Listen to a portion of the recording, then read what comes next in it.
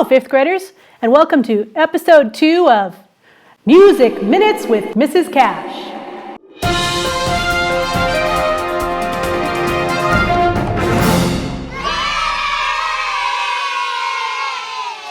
Today, we've got a lot going on, but first I thought I'd just take a minute to talk to you guys about what I've been doing these past few weeks to just kind of keep myself sane. So I decided to start some seeds I have a sunroom, and so I started one of my favorite plants. It's called a nasturtium. And what I love about nasturtiums is they grow really quickly, and they like kind of nasty soil. They don't need a lot of fertilizer. They'll grow kind of just about anywhere. They're a little hard to grow here. They're better suited for the valley, but I love them so much that I started a few of them, and we'll see how they go. They're starting to come up, and they have lovely flowers on them, and are actually flowers that you can eat, like put in a salad. So each week I thought we'd check on the progress of my nasturtiums. So we'll make this nasturtium the 5th grade nasturtium and see how it does. So let me know what you're doing to keep busy outside of school, which I know is a lot. If you have some fun things to do, shoot me a quick email and tell me about it. You never know, I might share it in an episode. For today, we have an interview with a very special guest. We'll talk a little bit about dynamics, practice some solfege singing, and maybe encounter a few surprises along the way. But first, how about that video last week? Do you dig rock and roll? Well, people in the late 1940s and early 1950s were digging a new style of music with roots in country western and rhythm and blues. A radio DJ from Cleveland, Ohio, named Alan Freed was the first person to use the term rock and roll. The genre of music led to a shift in a whole new culture around the music. Teens went wild for the upbeat rhythms that made them want to get up and move. They were grooving to music by Buddy Holly and Elvis Presley in the 1950s. Then in the 1960s, there was another musical shift in rock and roll, and a new sound developed by bands like the Beach Boys and the Quarrymen. Wait, the Quarrymen? Who? That's the Beatles! Much better name. Nice choice, guys. Anyway, this week's video is going to take you a little further into the timeline of rock and roll. Hope you dig it, and get up and move.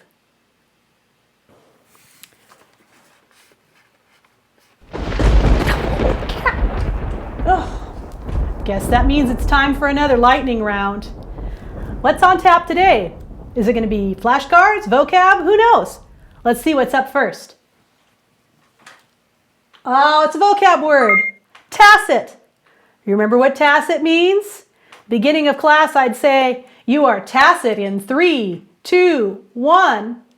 That's right. Tacit means silent. Absolutely silent. It's used in a lot of music, mostly orchestras, when a musician doesn't have to play for a very long time, maybe a whole movement of a song. Instead of writing out a whole page full of rests, the editor and the composer would just write tacit at the top for a certain number of measures. It's a shorthand to save paper, to save ink, and to save a lot of time counting measure by measure. Tacit means silent. Let's see what's next. 2 little P's. What's this one? That's right, it's a dynamic level. We know that 1 P means piano, soft. 2 P's, it's quieter than piano, quieter than soft. It's very soft. Pianissimo, very soft. Let's see what's up next. What the heck is that squiggly thing? It's not a note, so it must be a rest. Yeah, it's that quarter rest. Looks like nothing else. Quarter rest, how many beats? Same number of beats as a quarter note. So if a quarter note gets 1 beat, a quarter rest gets 1 beat. Awesome, awesome. Let's try one more today. Maybe 2. I think we saw that one last week. Wait a minute, no, it's upside down. Last week we saw the half rest. It looked like a hat. Half rest, hat. This one looks like an upside down hat. Or if you were walking along the road or the staff, you could fall right in that hole. It's a whole rest. Whole rest, 4 beats, just like the whole note. Looks like a pothole in the road. Whole rest, 4 beats. Let's try one more for today. It's a vocab word. Measure.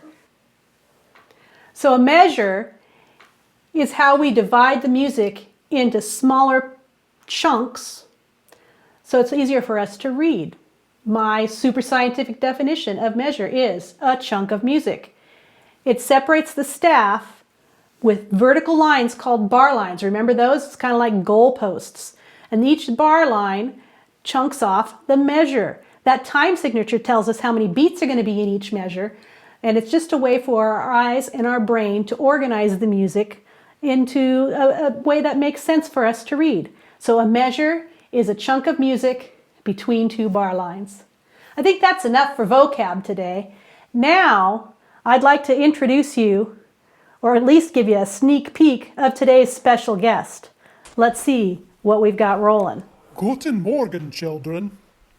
I am a famous composer from the classical period, known for my moodiness. Who am I? Oh boy, I wonder who that is. Do you have it figured out? We'll see if you're right. He'll be back later for an interview.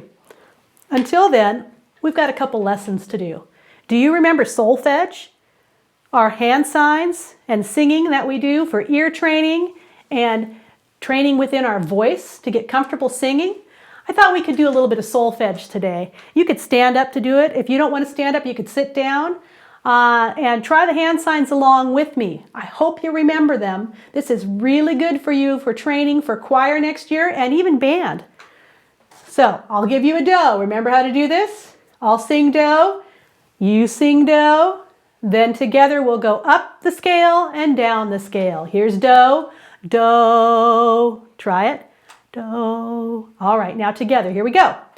Do, re, mi, fa, sol, la, ti, la, sol, fa, mi, re, do. How'd you do? Let's do it one more time, a little slower, and then we're going to do it one more time a little faster. Here's the slower one. Here's do again. Do and do, re, mi, fa, sol, la, ti, do. Back down. Do, ti, la, sol, fa, mi, re, do. Good. You ready to try it faster again?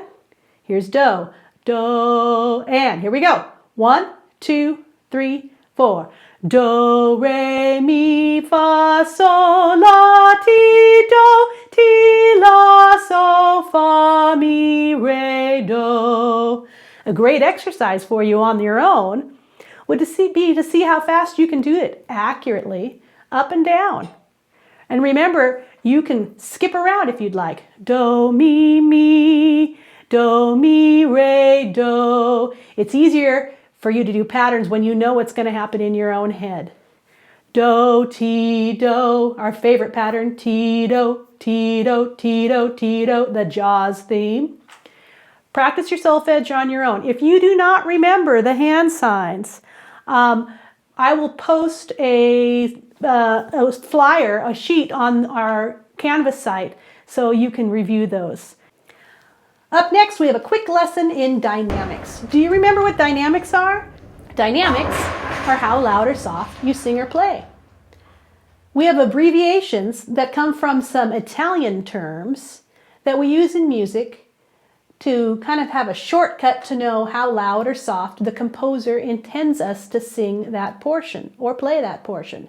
Now, it's all relative because what's really quiet to somebody else might not be so quiet to the next person, but it's just a way for us to show differences within the music. And if you have a director or a conductor in front of you, it's up to the conductor to interpret those markings and decide how loud or soft things should actually be.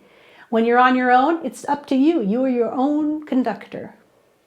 So we have some main terms, and then if you remember, we've got a suffix and a prefix that help us expand on those terms. Our first word is piano. Piano means soft. The word for loud, do you remember what it is? Forte. Forte means loud. So we have two main words, piano, soft, forte, loud. Now what we have to do is make a timeline or a continuum to show variations of just that soft and loud. To get to very soft, we have to use that suffix that we talked about earlier. Suffix is a little chunk that goes on the end of a word that changes the meaning. The suffix in Italian for dynamics that we use is issimo. Issimo means very or more of. And you show it by adding another letter of the same thing. So if I've got piano, I put, instead of one P, I use two Ps. I don't call it piano, piano. I call it pianissimo. I put the suffix on the end of the word. So pianissimo means very soft. The next dynamic level would be piano. And then we get to use the prefix. The prefix that we have in Italian is the word mezzo. Mezzo. In Italian, two Z's together are like pizza. So it's not pronounced mezzo, it's pronounced mezzo, like the Z's in pizza. Mezzo means moderately or medium. So if I put that next to my piano, I have moderately soft or medium soft. Mezzo piano. Medium soft. Now I need another medium dynamic to get me into the forte zone. It's going to be mezzo forte. Mezzo forte, medium loud. And then forte, loud. Then when I get to very loud, our favorite word, fortissimo, very loud, I have to use that suffix again. Forte plus issimo is fortissimo, very loud. So your dynamics in order from softest to loudest are pianissimo, piano, mezzo piano, mezzo forte, forte, fortissimo. I think that's enough dynamic lesson for now. Let's see if the gentleman we are ready to interview is there for us on the remote feed.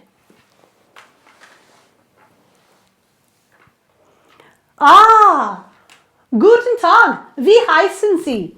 Und wo bist du geboren? Ja, ich heiße Ludwig van Beethoven. Ich bin in Deutschland geboren. Moment mal, Frau Cash. Ach du lieber, if we speak in German, the students may not understand us. I am Ludwig van Beethoven, born in Germany. Yes, you're right, Mr. Beethoven.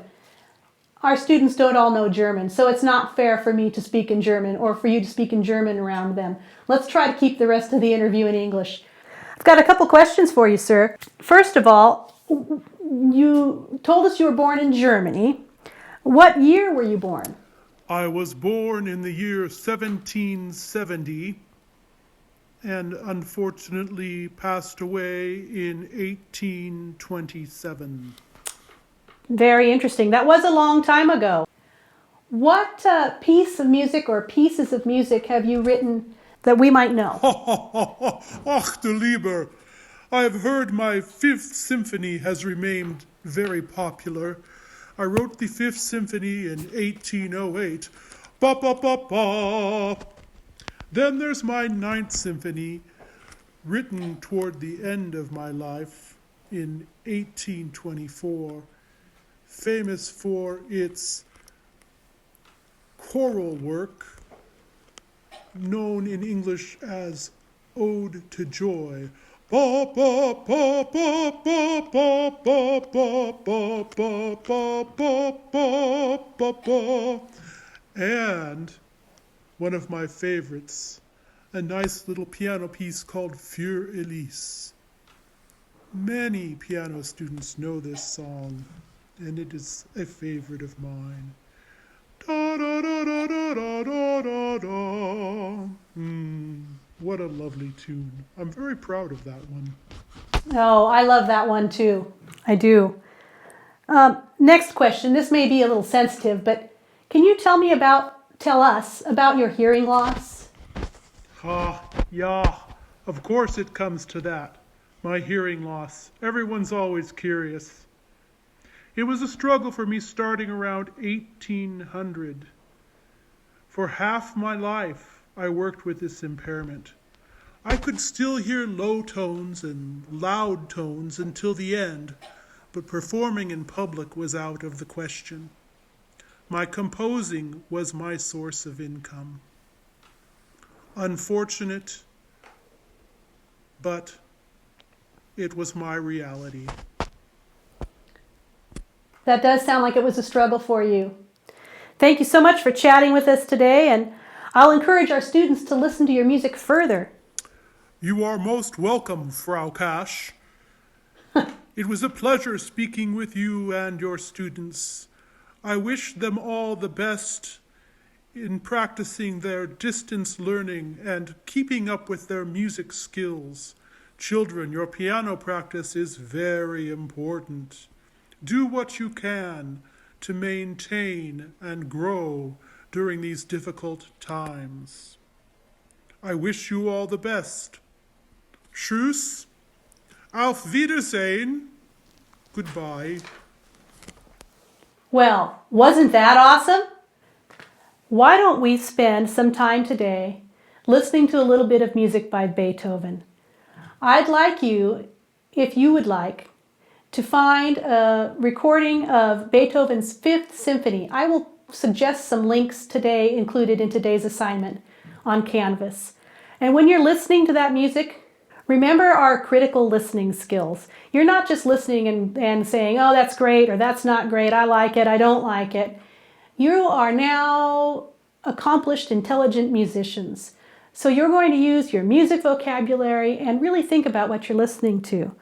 Number one, what is the genre that we're listening to? In this case, we know that we're listening to classical music. The next thing remember you're listening for is that instrumentation word. And that's a word that we can break down because it's got a word in it that we might know. It says instrumentation. It's a really long word, but we see the word instrument in it.